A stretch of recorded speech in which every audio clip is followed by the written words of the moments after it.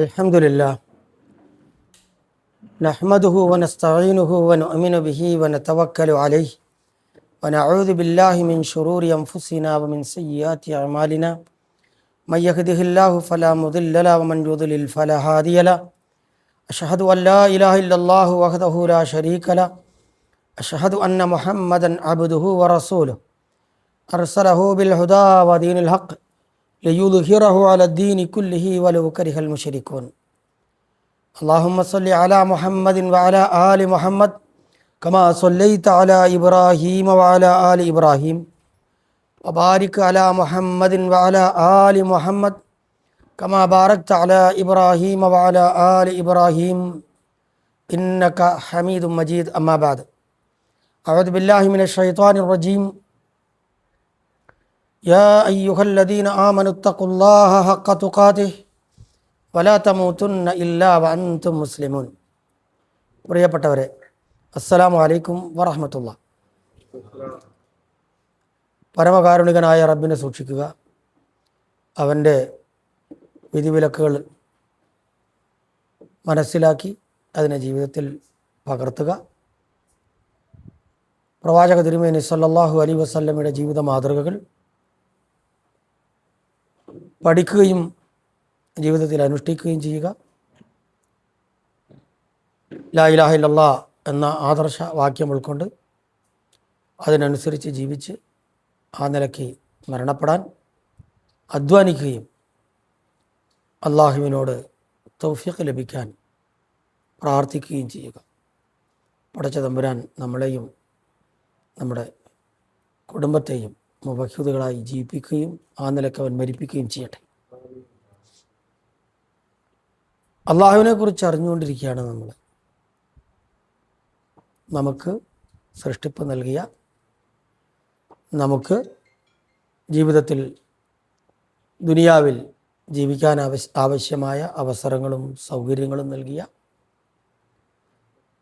നമ്മൾ ചോദിച്ചും ചോദിക്കാതെയുമൊക്കെ ഒരുപാട് അനുഗ്രഹങ്ങൾ നൽകിക്കൊണ്ടിരിക്കുന്ന സർവ്വലോക പരിപാലകനായ റബ്ബിനെ സംബന്ധിച്ച്, അതോടൊപ്പം അവനെ മാത്രം ആരാധിക്കേണ്ടതിൻ്റെ, അവനോട് മാത്രം പ്രാർത്ഥിക്കേണ്ടതിൻ്റെ, അവനിൽ മാത്രം തവക്കുൽ ചെയ്യേണ്ടതിൻ്റെ നിർബന്ധതയെയും നമ്മൾ പഠിച്ചുകൊണ്ടിരിക്കുകയാണ്. ഏത് കാര്യവും, ഏതു കാര്യത്തെക്കുറിച്ചും ഏതു വസ്തുവിനെക്കുറിച്ചും ഏതൊരാളെക്കുറിച്ചും കൂടുതൽ അറിയുമ്പോഴാണ് നമുക്ക് ആ കാര്യത്തോട് ആ വസ്തുവിനോട് ആ വ്യക്തിയോട് നമുക്ക് കൂടുതൽ അടുപ്പവും അതല്ലെങ്കിൽ അകൽച്ചയും ഉണ്ടാകുക. അള്ളാഹുവിനെ സംബന്ധിച്ചും നമ്മൾ കൂടുതൽ അറിയണം. അവനെക്കുറിച്ച്, അവൻ്റെ കഴിവുകളെക്കുറിച്ച്, അവൻ്റെ ഗുണവിശേഷണങ്ങളെക്കുറിച്ച് എത്ര കണ്ട് നമുക്കറിയാനാകുന്നുവോ, അലൈക്കും അസ്സലാം, അതിനനുസരിച്ച് നമുക്ക് അവനെ സ്നേഹിക്കാനും അവനിലേക്ക് അടുക്കാനും അവനിൽ നിന്ന് അനുഗ്രഹം പ്രതീക്ഷിക്കാനും നമുക്ക് കഴിയും. ഭൂരിഭാഗം ആളുകളും കാരുണ്യവാനായ റബ്ബിനെ സംബന്ധിച്ച് കൃത്യമായ ബോധമില്ലാത്തത് കൊണ്ടാണ്, അവൻ്റെ കഴിവുകളെക്കുറിച്ച് ഗുണഗണങ്ങളെക്കുറിച്ച് അറിവില്ലാത്തത് കൊണ്ടാണ് അവരുടെ ആവശ്യഘട്ടങ്ങളിലെല്ലാം, മനുഷ്യരുടെ ആവശ്യഘട്ടങ്ങളിലെല്ലാം അള്ളാഹുവിലേക്ക് തിരിയാതെ സൃഷ്ടികളിലേക്ക് തിരിയുന്നത്. അതിനൊരു കാരണവും കൂടിയുണ്ട്. അള്ളാഹുവിന് മാത്രം, അള്ളാഹുവിൻ്റെ അസ്തിത്വത്തിൽ നിറഞ്ഞു നിൽക്കുന്ന അവൻ്റേത് മാത്രമായ കഴിവുകൾ, അള്ളാഹുവിൻ്റേത് മാത്രമായ കഴിവുകൾ, അവൻ്റേത് മാത്രമായ ഗുണങ്ങൾ, വിശേഷണങ്ങൾ ചില വ്യക്തികൾക്ക്, ചില ശക്തികൾക്ക് ഉണ്ട് എന്ന് പണ്ഡിതന്മാർ പഠിപ്പിച്ചു കൊടുത്തുകൊണ്ടാണ് അള്ളാഹുവിനേക്കാൾ കൂടുതൽ കഴിവ് ഇന്നിന്ന ആളുകൾക്കുണ്ട് എന്ന് ജനങ്ങളെ പഠിപ്പിച്ചപ്പോൾ അവർ അള്ളാഹുവിലേക്ക് തിരിയുന്നതിന് പകരം എന്തു ചെയ്തു? ആ ചുറ്റുവട്ടത്തുള്ള അമ്പിയാക്കന്മാരിലേക്കോ ഔലിയാക്കന്മാരിലേക്കോ തങ്ങൾ ശീലിച്ചിട്ടുള്ള വല്ല ഏതെങ്കിലും മഖബറയിലേക്കോ ദർഗയിലേക്കോ അവർ തിരിയുകയാണ് പതിവ്. അപ്പം ജനങ്ങളെ പറഞ്ഞിട്ട് കാര്യമില്ല, അവർ സാധുക്കളാണ്. അവരുടെ അജ്ഞതയാണ് യഥാർത്ഥത്തിൽ അള്ളാഹുവിനെ വിട്ട് അല്ലാത്തവരിലേക്ക് തിരിയാൻ എന്ത് ചെയ്യുന്നത്? പ്രേരിപ്പിക്കുന്നത്.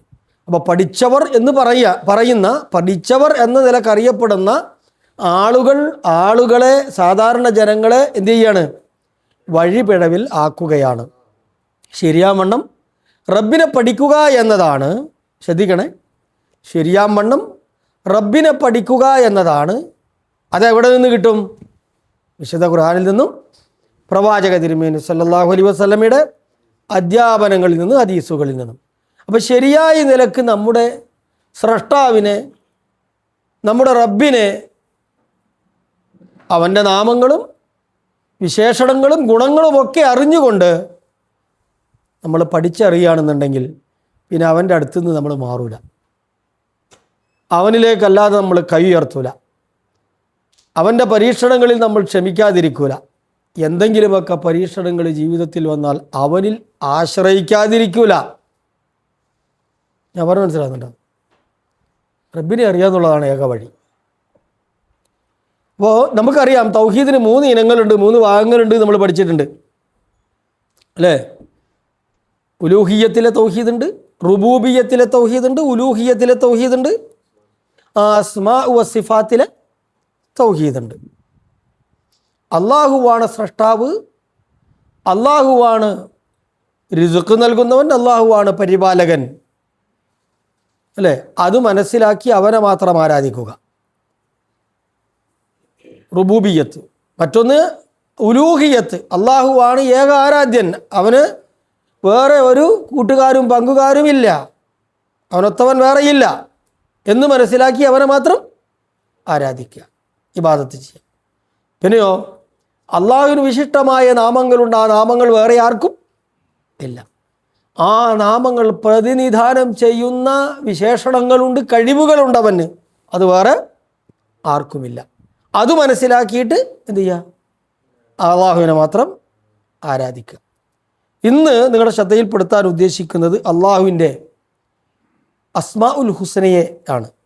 അൽ അസ്മാ ഉൽ ഹുസ്ന, ചന്തമുള്ള നാമങ്ങൾ, അസ്മാ ഉല്ലാഹി വസിഫാത്തുഹു, അള്ളാഹുവിൻ്റെ നാമങ്ങളും വിശേഷണങ്ങളും. കുറച്ച് ശ്രദ്ധിക്കാം നമുക്ക് അല്ലേ? ഞാനും ശ്രദ്ധിക്കുക, നിങ്ങളും ശ്രദ്ധിച്ചു പോവുക. അബുൽ ഖാസിം തൈമി അൽ അസ്ബഹാനി റഹിമഹുല്ല, അദ്ദേഹം അസ്മാ ഉൽ ഹുസ്ന, അള്ളാഹുവിൻ്റെ വിശിഷ്ടമായ നാമങ്ങൾ പഠിക്കേണ്ടതിൻ്റെ പ്രാധാന്യം മനസ്സിലാ. അത് അള്ളാഹു കുറേ നാമമുണ്ട് എന്ന് പഠിച്ചു പോയാൽ മതിയോ? അള്ളാഹുവിൻ്റെ നാമങ്ങൾ ഏതൊക്കെയാണ് എന്ന് അറിയേണ്ടതുണ്ടോ? അതിൻ്റെ ആശയം മനസ്സിലാക്കേണ്ടതുണ്ടോ? അതുകൊണ്ട് നമുക്ക് വല്ല ഫലവും ഉണ്ടാകാറുണ്ടോ? നല്ല ഗുണമുണ്ടോ? കുറേ നാമങ്ങൾ.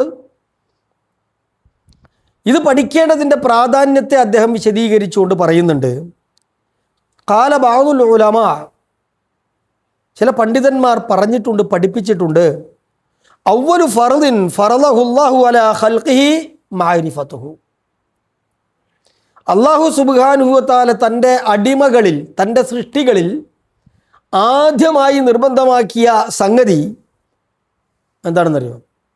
അവനെക്കുറിച്ച് ഓരോ അടിമയും ഓരോ സൃഷ്ടിയും മനസ്സിലാക്കുക എന്നതാണ്. അപ്പോൾ അള്ളാഹുവിനെ കുറിച്ച് മനസ്സിലാക്കുക എന്നതാണ് എൻ്റെയും നിങ്ങളുടെയും പ്രഥമധർമ്മം, ആദ്യത്തെ ധർമ്മം. അത് നിർബന്ധമായ ധർമ്മമാണ് എന്ന് പണ്ഡിതന്മാർ പ്രാമാണികമായി പഠിപ്പിച്ചിട്ടുണ്ട്. കാരണം അള്ളാഹു പറഞ്ഞു, ഫഅലം അന്നഹു ലാ ഇലാഹ ഇല്ലല്ലാഹ്, സൂറത്ത് മുഹമ്മദിലെ 19-ാമത്തെ ആയത്ത്. ഫഅലം, നീ അറിയണം, അന്നഹു, അതായത് ഒരു കാര്യം, അവൻ ലാ ഇലാഹ ഇല്ലല്ലാഹ്, അള്ളാഹു അല്ലാതെ യഥാർത്ഥത്തിൽ ആരാധനക്കർഹനായി വേറെ ഒരു ഇലാഹില്ല, ആരാധ്യനില്ല. അള്ളാഹു സുബ്ഹാനഹു വ തആല നമ്മുടെ മേൽ നിർബന്ധമാക്കുന്നൊരു സംഗതിയാണ് ആരാണ് ഇലാഹ് എന്ന് പഠിക്കുക. അവനാരാണ്? അവനല്ലാതെ വേറെ ഒരു ഇലാഹില്ല, അവൻ ഏകനാണ്, അവൻ മാത്രമാണ് സർവാരാധ്യൻ, അവന് സമന്മാരില്ല, പങ്കുകാരില്ല, മക്കളില്ല, അവൻ ആരെയും ജനിപ്പിച്ചിട്ടുമില്ല, ജനകനല്ല അല്ലേ, പിതാവല്ല. അപ്പോൾ പടച്ചവനെ കുറിച്ച് മനസ്സിലാക്കുക എന്നുള്ളത് നമ്മുടെ ബാധ്യതയാണ്. ഇത് ശ്രദ്ധിക്കണം നിങ്ങൾ കേട്ടോ, അല്ലേ? ഞാൻ നേരെ എപ്പോഴും പറയാറില്ലേ, ചോദിച്ചിട്ടും ചോദിക്കാണ്ടും ഒക്കെ തന്നുകൊണ്ടിരിക്കുന്ന റബ്ബിനെ കുറിച്ച് നമ്മൾ പഠിച്ചില്ലെങ്കിൽ എങ്ങനെ? നമ്മുടെ ഓരോ ജോലിയിലും പ്രവേശിക്കുന്ന സമയത്ത് ആ ജോലി ചെയ്തു കഴിഞ്ഞാൽ നമുക്കിത് ശമ്പളം തരുന്ന അല്ലേ ആ കമ്പനിയെ കുറിച്ച് എത്ര സൂക്ഷ്മമായി പഠിക്കുക. അവിടുത്തെ നമ്മുടെ മാനേജർമാരെ പറ്റി, അവിടെ സൂപ്പർവൈസർമാരെ പറ്റി അല്ലേ, അവരുടെ ആസ്തിയെപ്പറ്റി 2 മാസം 3 മാസം കൂടുമ്പോഴേക്കും തരുമോ എന്നൊക്കെയാണ് പഠിച്ചിട്ടാണ് നമ്മൾ പോണത്, കയറുന്നത്. കൃത്യമായി നമുക്ക് ഉപകാരങ്ങൾ, നമ്മുടെ ഔദ്യോഗിക തലത്തിൽ ലഭിക്കുന്ന ഗുണങ്ങൾ ആരിൽ നിന്ന് ലഭിക്കുന്നുവോ അവരെ പറ്റി എത്ര നന്നായി പഠിച്ചാൽ നമ്മൾ പോണത് എന്തല്ലേ. എന്നിട്ട് നമ്മൾ മറ്റവർക്ക് പറഞ്ഞു കൊടുക്കുകയും ചെയ്യും, ഞാനേ അവിടെ കുടുങ്ങിയിരിക്കുകയാണ്, നീ വരണ്ട അല്ലേ, അങ്ങനെയൊക്കെ പറയും. ചിലരോട് എന്ത്, ഇവിടെ വന്ന മോനെ ഞാൻ നന്നായി പഠിച്ചിരിക്കുന്നത് അച്ചട്ടാണ്, കൃത്യമാണ് ശമ്പളം, മനസ്സിലാകുന്നത്, പെരുന്നാൾ ആവണതിന് മുമ്പേ ശമ്പളം കിട്ടും. അപ്പം ഇത് നമുക്ക് സാധിക്കുന്നത്, നമുക്കൊരു തുമഅനീനത്തൊരു ആശ്വാസമുണ്ടാകുന്നത് പോലും നമ്മുടെ ഈ ഭൗതിക കാര്യങ്ങളിൽ ഒരു ആശ്വാസമുണ്ടാകുന്നത് പോലും, സമാധാനമുണ്ടാകുന്നത് പോലും നാം എവിടെ പ്രവർത്തിക്കുന്നുവോ ആ പ്രവർത്തിക്കുന്ന ചുറ്റുപാടുകളെ സംബന്ധിച്ച്, അതിലെ ആളുകളെ സംബന്ധിച്ച് ഒക്കെ കൃത്യമായി മനസ്സിലാക്കിക്കൊണ്ടാണ്. വെറുതെ പോയി കയറുമോ? ഇല്ല, അത് ആദ്യം വരുമ്പോൾ ചിലപ്പോൾ അല്ലേ, ഒരു വൃത്തിയിലാണ്ട് വരുമല്ലോ, അപ്പോൾ എന്നാലും കുറേയൊക്കെ നോക്കിയിട്ടാണ് വരിക. അപ്പം നിങ്ങൾ ആലോചിച്ച് നോക്കിയേ, സദാ നമുക്ക് നന്മകൾ, ഗുണങ്ങൾ, അനുഗ്രഹങ്ങൾ വർഷിച്ചു കൊണ്ടിരിക്കുന്ന സർവശക്തനായ റബ്ബിനെ കുറിച്ച് അറിയാതെ പോവുക എന്ന് പറഞ്ഞാൽ, അവൻ്റെ കഴിവുകളെക്കുറിച്ച് അറിയാതെ പോവുക, അതിന് ശ്രമിക്കാതിരിക്കുക എന്ന് പറഞ്ഞാൽ നമ്മളെക്കാൾ മോശമായ വല്ല സൃഷ്ടിയുണ്ടോ ദുനിയാവിൽ? ഇത് ലാ ഇലാഹ ഇല്ലല്ലാഹ് വിശ്വസിക്കുന്നവരായതുകൊണ്ടാണ്. മനസ്സിലാകുന്നു? ലാ ഇലാഹ ഇല്ലല്ലാഹ് എന്ന ഈ ആദർശവാക്യം ഉൾക്കൊള്ളുന്നവരെന്ന നിലക്ക് നിർബന്ധമാണെന്ത്? ഫഅലം അന്നഹു ലാ ഇലാഹ ഇല്ലല്ലാഹ്, ആദ്യമായി അറിയേണ്ടത് അള്ളാഹുവിനെ കുറിച്ചാണ്. അങ്ങനെ വരുമ്പോൾ ഫയംബഗി ലിൽ മുസ്ലിമീന അൻ യഅരിഫു അസ്മാ അല്ലാഹി വതഫ്സീറഹ, ഈ ആയത്തിൻ്റെ അടിസ്ഥാനത്തിൽ നമുക്ക് മനസ്സിലാകുന്നത് ഓരോ മുസ്ലിമും അള്ളാഹുവിനെക്കുറിച്ച്, അവൻ്റെ നാമങ്ങളെക്കുറിച്ച് മനസ്സിലാക്കണമെന്നും ആ നാമങ്ങളിൽ അടങ്ങിയിരിക്കുന്ന വിശദീകരണങ്ങളെക്കുറിച്ച്, ആശയങ്ങളെക്കുറിച്ച് മനസ്സിലാക്കണമെന്നുമാണ്. അത് നിർബന്ധമാണ്. അങ്ങനെ വരുമ്പോൾ ഫയുഅള്ളിമുല്ലാഹ ഹഖ്ക അളമതിഹി, അങ്ങനെ വരുമ്പോഴാണ് പടച്ചവൻ്റെ വിശിഷ്ടമായ നാമങ്ങളെ, ഗുണങ്ങളെ, വിശേഷണങ്ങളെ കൃത്യമായി പഠിക്കാനാകുമ്പോഴാണ് അള്ളാഹുവിനെ മഹത്വപ്പെടുത്താനും, എങ്ങനെ അവനെ മഹത്വപ്പെടുത്തേണ്ട വിധം, യഥാർത്ഥ വിധം മഹത്വപ്പെടുത്താനും നമുക്ക് മനുഷ്യർക്ക്, വിശ്വാസികൾക്ക് സാധിക്കുള്ളൂ. മനസ്സിലാകുന്നു? എന്താണ് ഈ അള്ളാഹുവിൻ്റെ നാമവിശേഷണങ്ങളെ കൊണ്ട് അല്ലെങ്കിൽ വിശിഷ്ട നാമങ്ങളെ കൊണ്ടുള്ള ഗുണങ്ങൾ, അതിൻ്റെ ശ്രേഷ്ഠത എന്താ, ഫദിലെന്താ, ശ്രദ്ധിക്കണങ്ങൾ എന്താണ്? അബൂ ഹുറൈറ റളിയല്ലാഹു അൻഹു നിവേദനം ചെയ്യുന്ന ഒരു ഹദീസ് നിങ്ങളെ ശ്രദ്ധയിൽപ്പെടുത്തുകയാണ്. ആരാണ്? അബൂ ഹുറൈറ റളിയല്ലാഹു അൻഹു.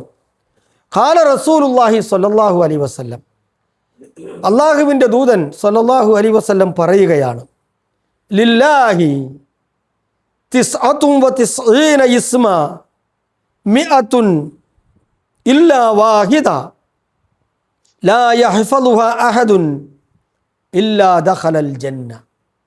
പ്രവാചകൻ പറഞ്ഞാണ്, അള്ളാഹുവിന് 99 നാമങ്ങളുണ്ട്.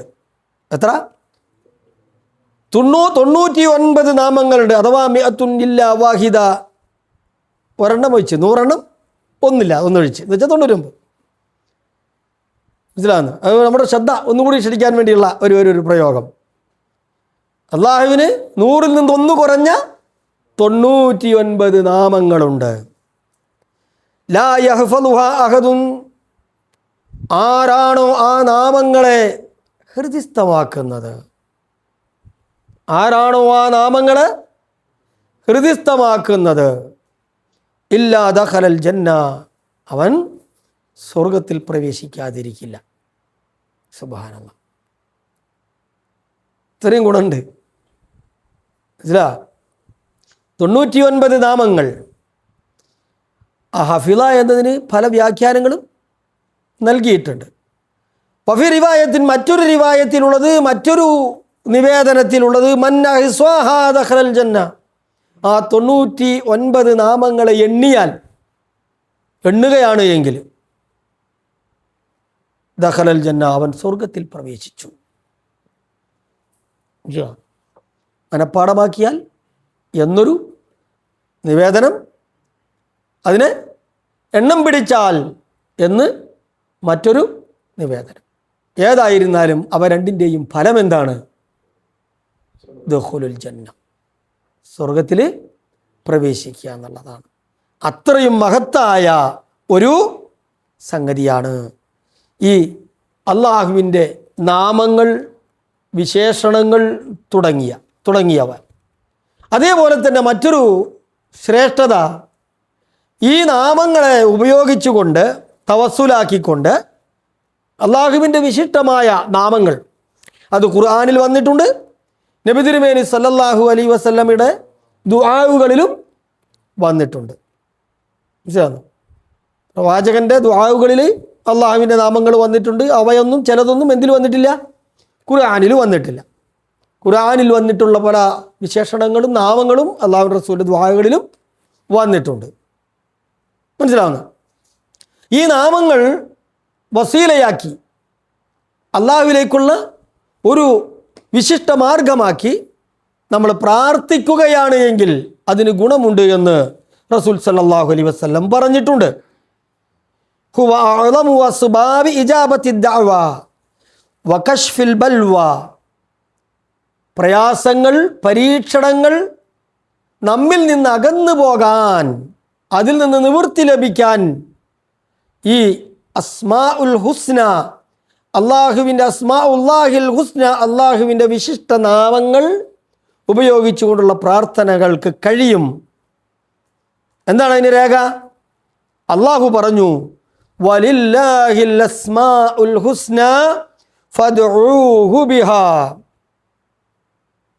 വലില്ലാഹിൽ അസ്മാഉൽ ഹുസ്ന, അള്ളാഹുവിനാകുന്നു ശ്രേഷ്ഠമായ വിശിഷ്ടമായ ഭംഗിയുള്ള പേരുകൾ. അള്ളാഹുവിനുണ്ട് ഭംഗിയുള്ള, ശിഷ്ടമായ, ചന്തമുള്ള പേരുകൾ. ഫദ്ഉഹു ബിഹാ, അവ ഉപയോഗിച്ച് നിങ്ങൾ അവനോട് പ്രാർത്ഥിക്കുവിൻ. അവ ഉപയോഗിച്ച് നിങ്ങൾ അവനോട് പ്രാർത്ഥിക്കുവിൻ. കുറേ നമുക്കറിയാലോ അല്ലേ അള്ളാഹിൻ്റെ നാമങ്ങൾ. അർ റഹ്മാനുണ്ട്, അർ റഹീമുണ്ട്, അൽ മലിക്കുണ്ട്, അൽ ജബ്ബാറുണ്ട്, അൽ ഖുദ്ദൂസ് ഉണ്ട്, അൽ മുഹൈമിനുണ്ട്, അൽ മുഅ്മിനുണ്ട്, അൽ ജബ്ബാറുണ്ട്, അൽ റസാഖുണ്ട്, അൽ ഖയ്യൂമുണ്ട് അല്ലേ? ഇതിൻ്റെയൊക്കെ മുമ്പിൽ യാ വയ്ക്കുക. യാ ഹയ്യ്, യാ ഖയ്യൂം, യാ റഹ്മാൻ, യാ റഹീം, യാ ജബ്ബാർ, യാ മുതകബ്ബിർ, യാ മുഅ്മിൻ, യാ മുഹൈമിൻ, യാ അസീസ്, യാ ജബ്ബാർ.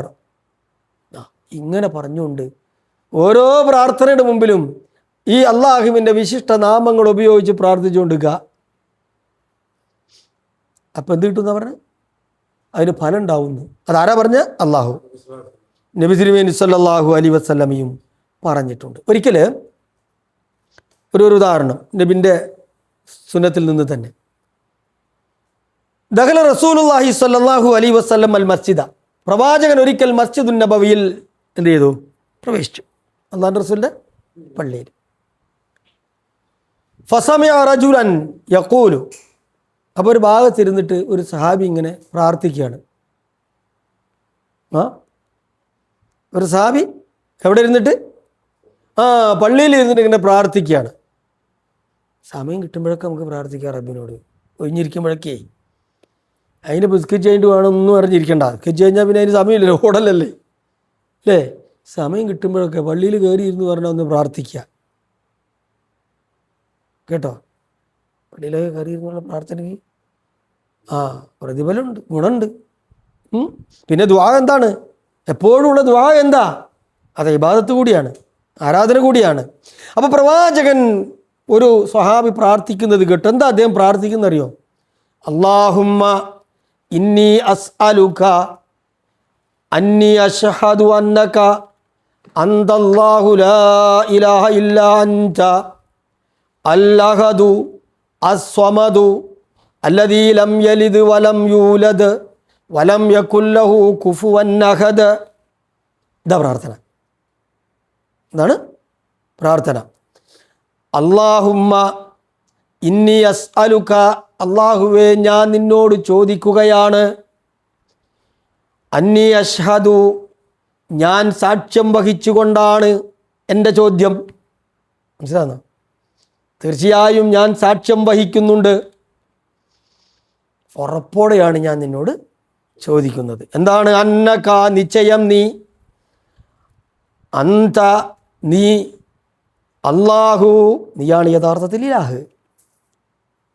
അല്ലാഹു, നീയാണ് യഥാർത്ഥത്തിൽ ഇലാഹ്. അല്ലാഹു, ലാ ഇലാഹ ഇല്ലാ അൻത. അൽ ഇലാഹ് എന്നത് അള്ളാഹുവിൻ്റെ നാമമാണ്. അൽ ഇലാഹ് എന്നത് അള്ളാഹുവിൻ്റെ നാമമാണ്. അല്ലാഹു. അന്നി അഷ്ഹദു അന്നക അന്തല്ലാഹ്, നിശ്ചയം ഞാൻ സാക്ഷ്യം വഹിക്കുന്നുണ്ട്. ആ നിലക്കാണ് ഞാൻ നിന്നോട് ചോദിക്കുന്നത്. സംശയാലുവായ ഒരുവൻ്റെ ചോദ്യമല്ല, നിന്നെക്കുറിച്ച് പൂർണ്ണമായും ബോധ്യമുള്ളവൻ്റെ, അറിവുള്ളവൻ്റെ ചോദ്യം. പ്രാർത്ഥിക്കുമ്പോൾ അങ്ങനെ വേണം. മനസ്സിലാകുക? ഇങ്ങനെ പ്രാർത്ഥിക്കണം, നമ്മൾ അതിൽ മുഴുകണം. പ്രാർത്ഥിക്കുമ്പോൾ എങ്ങനെ പാടില്ല? പ്രാർത്ഥിച്ചുകൊണ്ടിരിക്കുന്നുണ്ട്, അവിടെ പോകുന്ന ആൾക്കാർ കാണുന്നുണ്ട്, കാണിക്കുന്നുണ്ട്, ഇങ്ങനെ കാണിക്കുന്നുണ്ട്, പിന്നെയും പ്രാർത്ഥിക്കുന്നുണ്ട്, അല്ലേ? നമ്മുടെ മിക്ക പ്രാർത്ഥനകളും അങ്ങനെയാണ്. എന്തില്ല? പ്രാർത്ഥനകളിൽ ശ്രദ്ധയില്ല. പ്രാർത്ഥിക്കുമ്പോൾ ശ്രദ്ധ വേണം. ആരുടെ മുമ്പിൽ നിന്നാണ് പ്രാർത്ഥിക്കുന്നത്? നമ്മൾ അറിഞ്ഞ അന്നക അന്തല്ലാഹ്, നിശ്ചയം നീ അള്ളാഹുവാണ്, നീ തന്നെയാണ് അല്ലാഹു. ലാ ഇലാഹ ഇല്ലാ അൻത, നീയല്ലാതെ യഥാർത്ഥത്തിൽ ആരാധ്യനില്ല, ഇലാഹില്ല. അല്ലഹദു, അള്ളാഹുവിൻ്റെ നാമാണ്, ഏകനാണ്. അസ്വമദു, അള്ളാഹുവിൻ്റെ നാമമാണ്, എല്ലാവർക്കും ആശ്രയം നൽകുന്നവനാണ്, ആരുടെയും ആശ്രയം വേണ്ടാത്തവനാണ്. ഈ സഹാബിയുടെ മനസ്സിൽ അള്ളാഹുവിനെ സംബന്ധിച്ചുള്ള ബോധം നോക്കിയേ. അല്ലിലാഹ്, അല്ലഹദ്, അസ്വമദ്, അല്ലാഹ് നീയാണ്. ഈ ബോധത്തോടെയാണ് എൻ്റെ നിന്നോടുള്ള പ്രാർത്ഥന. അപ്പോൾ ഈ നാമങ്ങൾ പറഞ്ഞുകൊണ്ടാണ്, ഈ നാമങ്ങൾ, വിശിഷ്ട നാമങ്ങൾ ഉപയോഗപ്പെടുത്തിയാണ് അദ്ദേഹം പറയുന്നത്. അല്ലദീ ലം യലിദ് വലം യൂലദ്, ജനിച്ചവനല്ല നീ, ആർക്കും ജന്മം നൽകിയവനുമല്ല. വലം യകുല്ലഹു കുഫുവൻ അഹദ്, അവൻ ആരില്ല? ഒത്തവനായിട്ട് ഒരാളുമില്ല, അവനെപ്പോലെ വേറെ ഒരാളുമില്ല എന്ന് പറഞ്ഞിട്ട് മൂപ്പര് ഇങ്ങനെ കാര്യങ്ങൾ ഇങ്ങനെ പറയാം. പ്രാർത്ഥന മുഴുവൻ പറഞ്ഞിട്ടില്ല. മനസ്സിലാ? ഇങ്ങനെ പറഞ്ഞു കൊടുക്കുക. നബി ഇത് ഇങ്ങനെ ശ്രദ്ധിച്ചു കൊടുക്കുകയാണ്. മനസ്സിലാ? അപ്പം നബി അടുത്തു പോയിട്ട് അദ്ദേഹത്തോട് പറഞ്ഞു, ലഖദ് സഅൽതല്ലാഹ ബിൽ ഇസ്മില്ലദീ, ലഖദ് സഅൽതല്ലാഹ ബിൽ ഇസ്മില്ലദീ ഇദാ സുഇല ബിഹി അഅത വ ഇദാ ദുഇയ ബിഹി അജാബ. നബിക്ക് സന്തോഷമായി. അപ്പം നീ പ്രാർത്ഥിച്ച പ്രാർത്ഥന ഉണ്ടല്ലോ, അള്ളാഹുവിൻ്റെ നാമം കൊണ്ടുള്ള പ്രാർത്ഥനയാണ്. ആ നാമം കൊണ്ട് ആരൊരാൾ പ്രാർത്ഥിക്കുന്നുവോ, ആരൊരാൾ അള്ളാഹുവിനോട് ആ നാമം കൊണ്ട് ചോദിച്ചുവോ, അവനത് കിട്ടും. ആരൊരാൾ അവനോട് പ്രാർത്ഥിച്ചുവോ, അത് അവന് ലഭിക്കും. ഇതാണ് പറഞ്ഞത്. അപ്പോൾ അള്ളാഹു പറഞ്ഞു, അള്ളാഹുവിൻ്റെ വിശിഷ്ട നാമങ്ങൾ ഉപയോഗിച്ചുകൊണ്ട് നിങ്ങൾ എന്ത് ചെയ്യുക? അവനോട് പ്രാർത്ഥിക്കുക. അത് പഠിച്ച, മനസ്സിലാക്കിയ സ്വഹാബികൾ അത് ജീവിതത്തിൽ പകർത്തി, അത് കണ്ടപ്പോൾ പ്രവാചകൻ അതിന് ശരിവച്ചു, എന്നിട്ട് അതുകൊണ്ടുള്ള ഗുണവും പറഞ്ഞു കൊടുത്തു. ഇതാണ് വർഷം. വേറെ എവിടെയും പോണ്ട. മനസ്സിലാകുന്നു?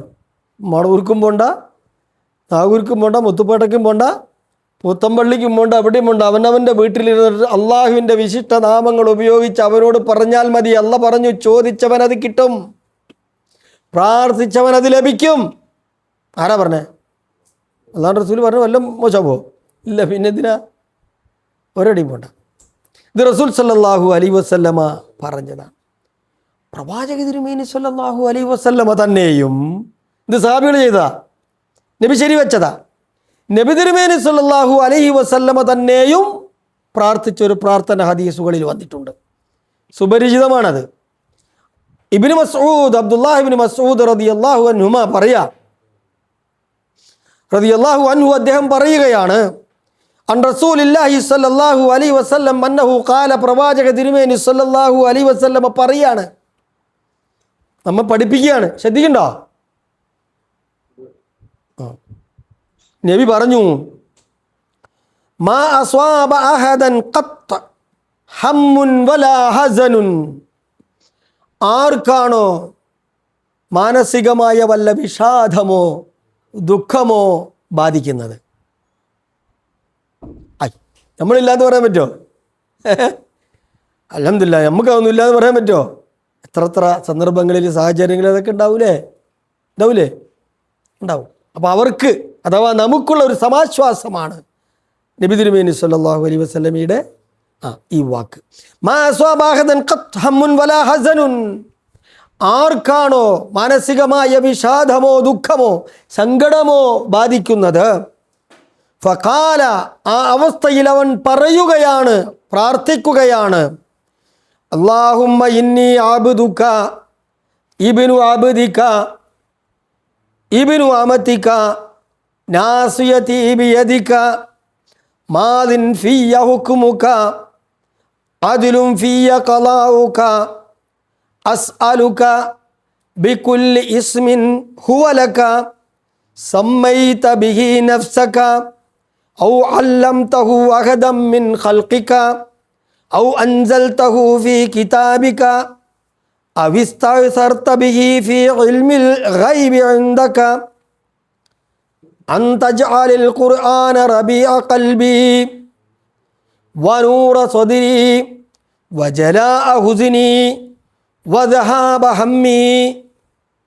ഇല്ലാ അദ്ഹബല്ലാഹു ഹമ്മഹു വഹസനഹു വഅബ്ദല മകാനഹു ഫറഹ. ഇങ്ങനെ പ്രാർത്ഥിച്ചാൽ എന്താ നബി പ്രാർത്ഥിച്ചെന്ന് അറിയാലോ അല്ലേ? ഇങ്ങനെ നബി പ്രാർത്ഥിക്കുന്നതാണ് നമ്മളെ പ്രാർത്ഥിപ്പിക്കാൻ വേണ്ടി പഠിപ്പിക്കുകയും ചെയ്യാണ്.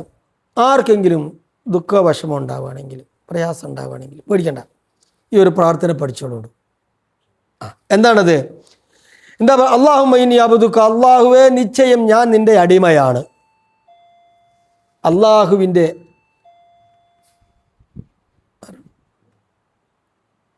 അല്ലാഹുവേ നിശ്ചയം ഞാൻ നിന്റെ അടിമയാണ്, ദാസനാണ്.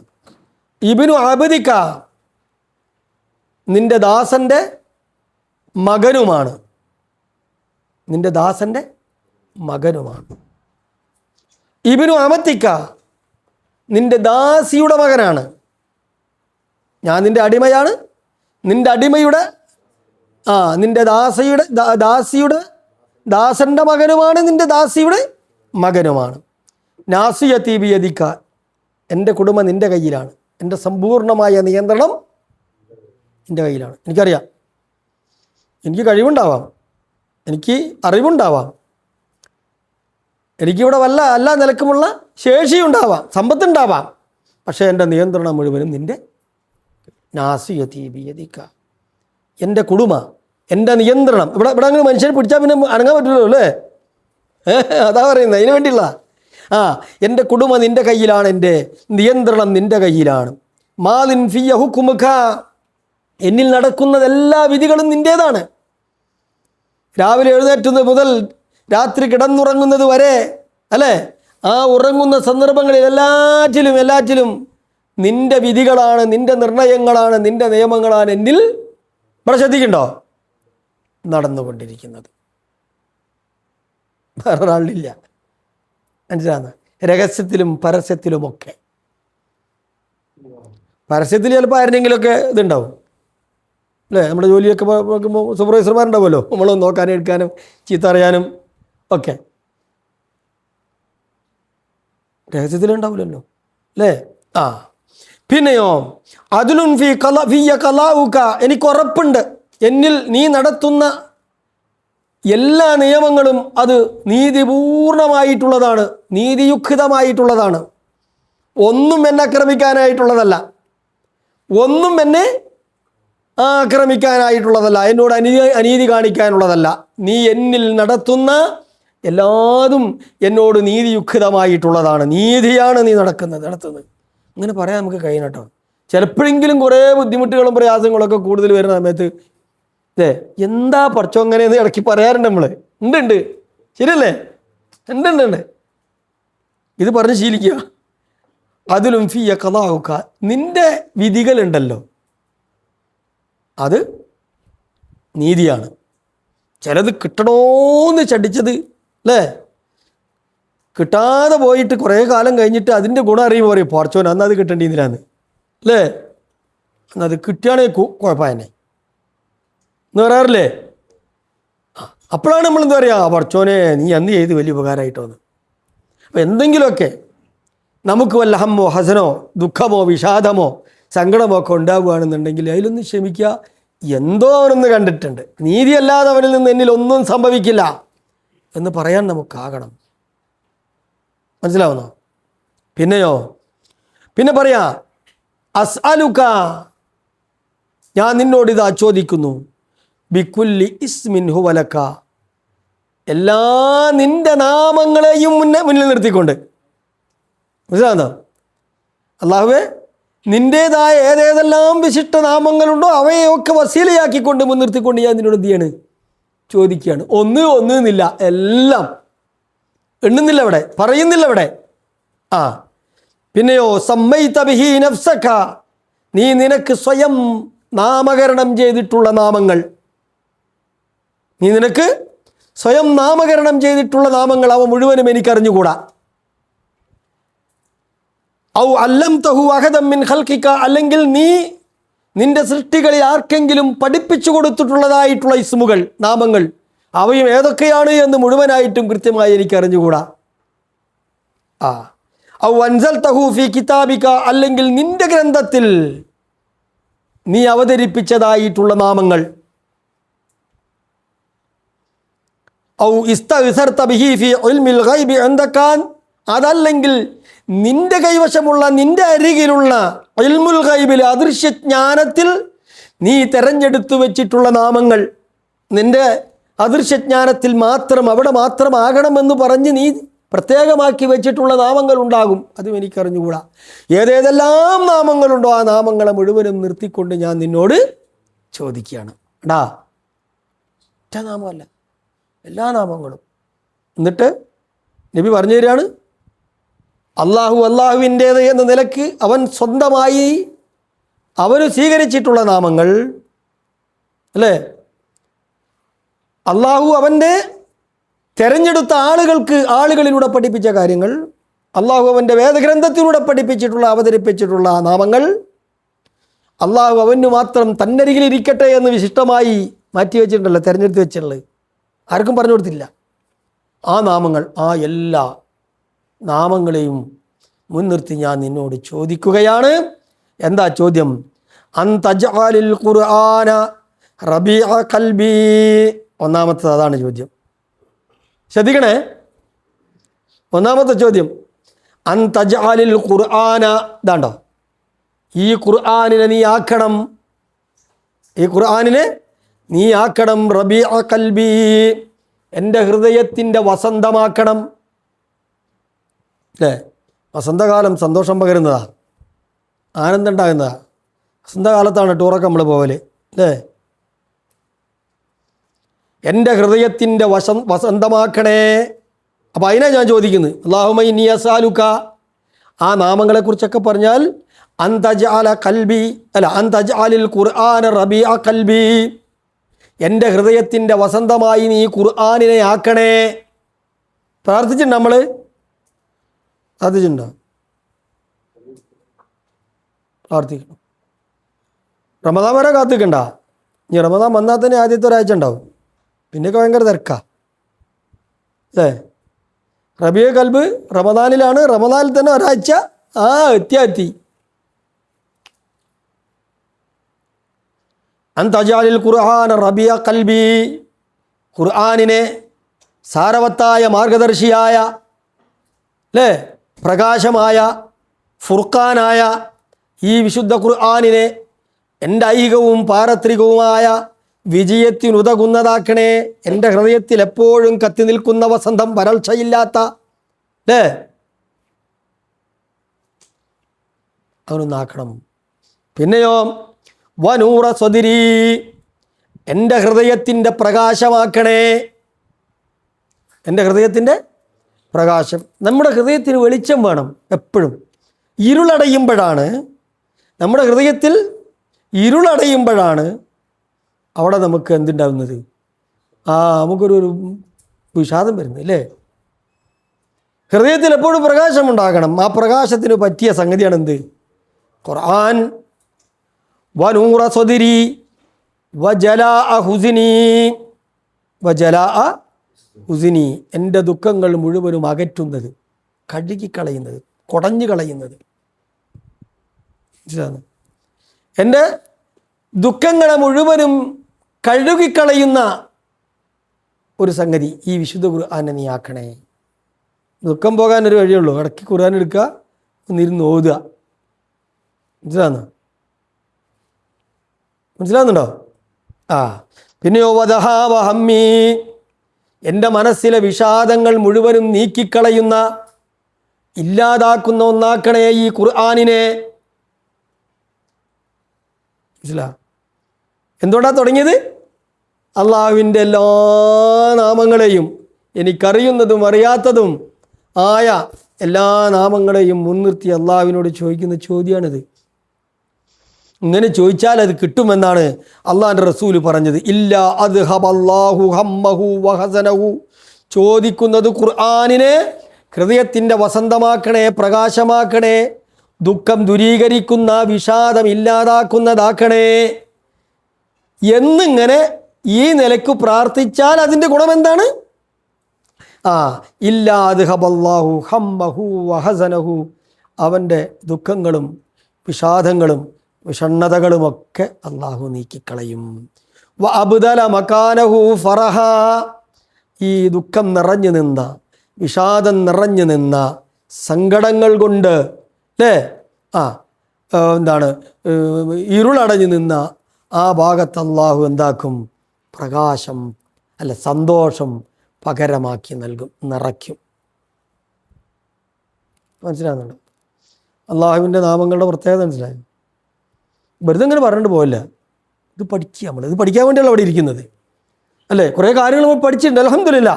അതിനനുസരിച്ചുകൂടെ നമ്മൾ ചെയ്യുന്നുണ്ട്, അള്ളാഹുവിനോട് പ്രാർത്ഥിക്കുന്നുണ്ട്, അവനോട് അടുത്തുകൊണ്ടിരിക്കുന്നുണ്ട്.